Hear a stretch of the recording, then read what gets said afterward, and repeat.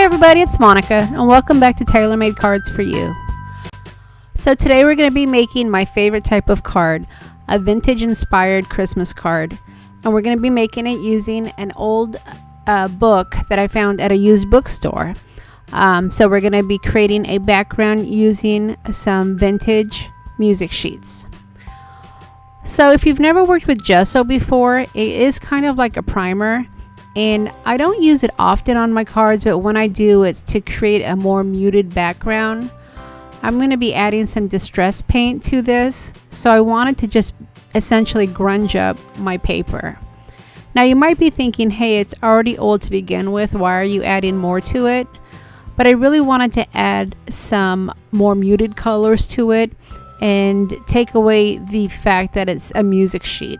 I wanted to create a more vintage looking card, not just a card that has an old music sheet background. So I like to add my gesso lightly because I still want my notes to show through my paper. And then once I finish adding the primer or the gesso, I'm going to set it aside to dry.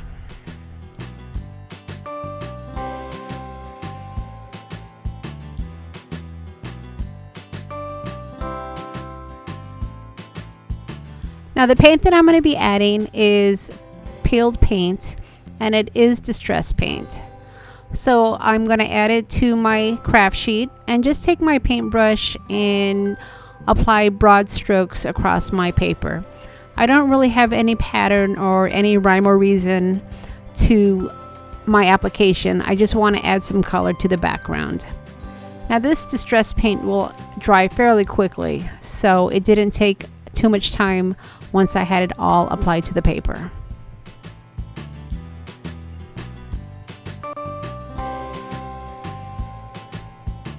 So once the paint was completely dry, I used my blending tool to add some vintage photo. Now I didn't want to add a lot to the paper, so I just essentially went around the edges and just added some brown tones to just again grunge up the paper just a bit. I also added just a bit of walnut stain to the edge of the paper. I really like the way walnut stain looks on the edges of my cards.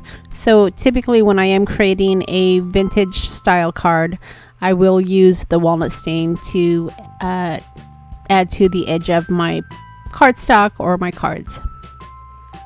Now I don't know if you can notice when I'm adding the walnut stain, but the paper is pretty thin and flimsy. And that is because I am not working with typical cardstock. I'm working with a old music book. So I wanted to be really careful when I was adding it to this black cardstock because I really didn't want it to tear. I would have been really unhappy if I tore the paper at this point. But as you can see, I was able to safely secure it to some black cardstock. And now I'm going to go in and distress up the sides using my distressing tool. I certainly didn't want to take the chance of using my distressing tool on the music paper because I think it probably would have shredded it to pieces, and I just don't think it would have held up.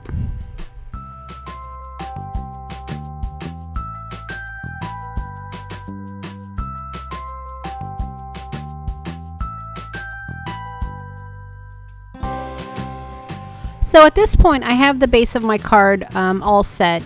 And I did take the opportunity to actually cut up a lot of my pieces before coming on camera because I knew this was going to be a long video to begin with, and I didn't think you necessarily needed to see me cutting up all my items.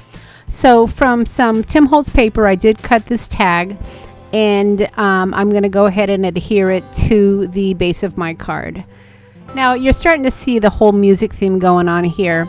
But like I said, when I created the background, I didn't want the music notes to actually pop out too distinctly.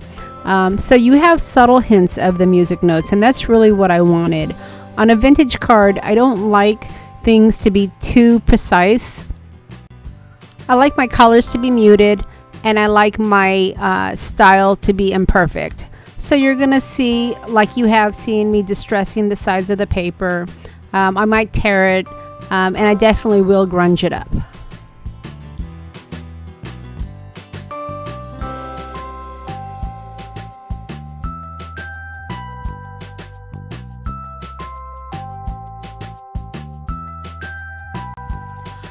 So the two die cuts that you're going to see me use here on this card are the lamppost as well as a deer. And they are both from the Tim Holtz collection. These by no means are new die cuts, but they are classic die cuts, and I seem to use them every year when I'm making cards.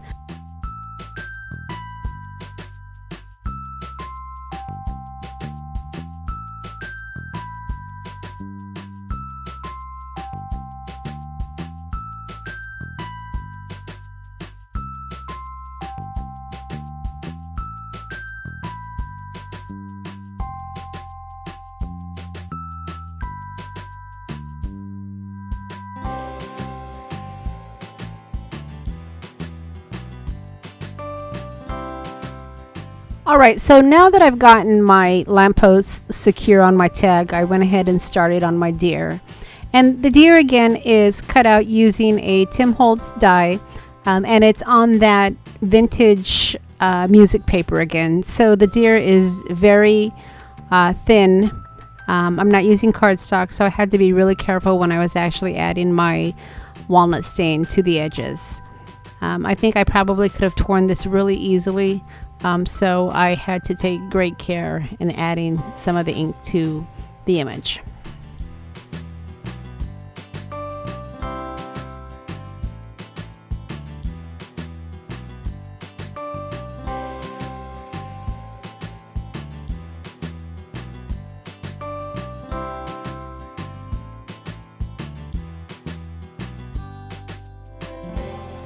Okay, so I wanted to add some texture to the card as well, so I did bring out some more texture paste.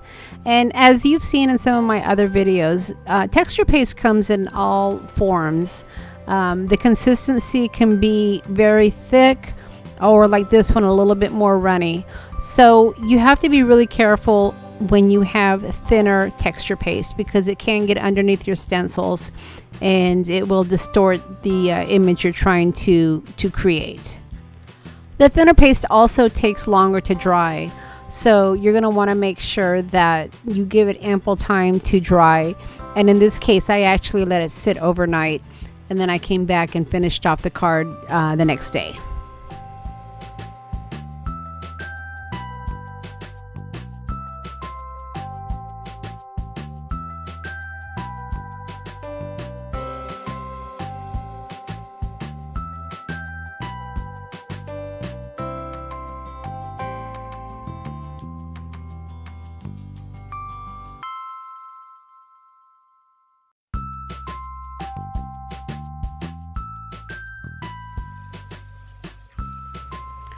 So my texture paste was completely dry at this point, and I went ahead and added some finishing touches to the card. I'm not sure if you can actually see the texture paste, but it is actually crackle texture paste. So it has some breaking up on it, which actually adds to the vintage look of the card. So whenever I am creating layered cards, I always like to bring in some washi tape. Not only is it decorative, but it also does help to hold down the layers. And in this case, because the music paper was so thin, it actually started to curl up on some of the edges. So I thought just this extra little tape would help hold it in place. Okay, so you've seen me use rub-ons before, and typically the rub-ons that I'm using are the black ones. But Tim Holtz actually has some metallic rub-ons that are perfect for Christmas. So to save time, I did cut out the pieces that I wanted to use off screen, and I'm going to go ahead and place them around the top of the card on various spots.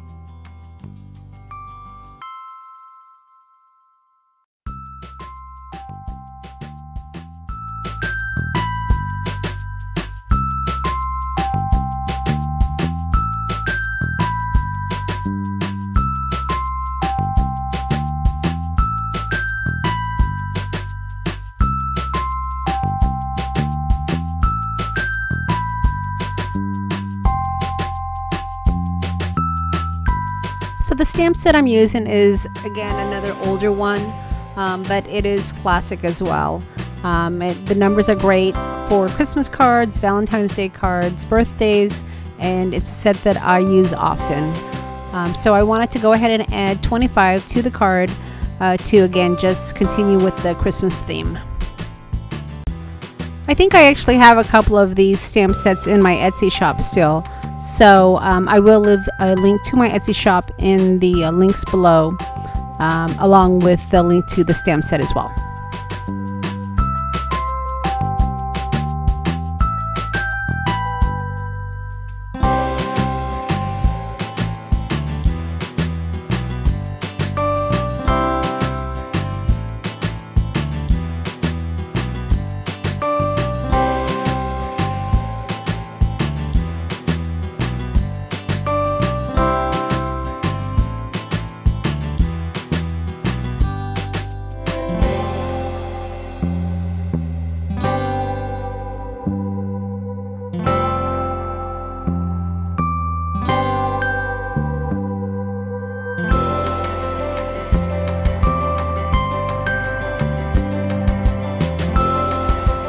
Now, to finish off the card, I knew I wanted to add a couple of chit-chat words, but I wasn't quite sure exactly what I wanted to say.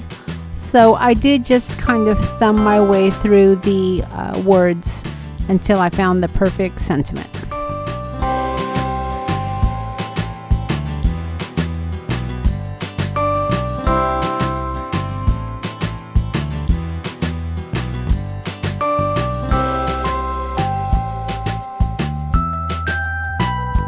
So this actually completes the first Christmas video of the season.